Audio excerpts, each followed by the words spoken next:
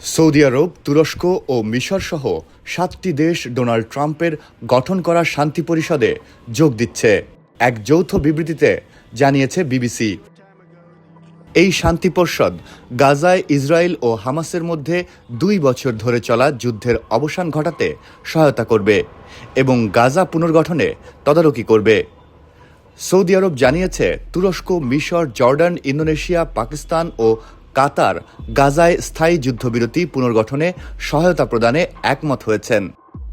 অন্যদিকে সুইজারল্যান্ডে বিশ্ব অর্থনৈতিক ফোরামের বৈঠকে ট্রাম্প সাংবাদিকদের জানিয়েছে, পুতিন তার আমন্ত্রণ গ্রহণ করেছেন, তবে রয়টার্সের দাবি আমন্ত্রণটি এখনও বিবেচনায় রয়েছে। ট্রাম্পের এই নতুন সংস্থায় ঠিক কতটি দেশকে আমন্ত্রণ জানানো হয়েছে তা স্পষ্ট নয়। কানাডা ও যুক্তরাজ্য আমন্ত্রিতদের মধ্যে থাকলেও এখনও প্রকাশ্যে কোনো প্রতিক্রিয়া জানায়নি।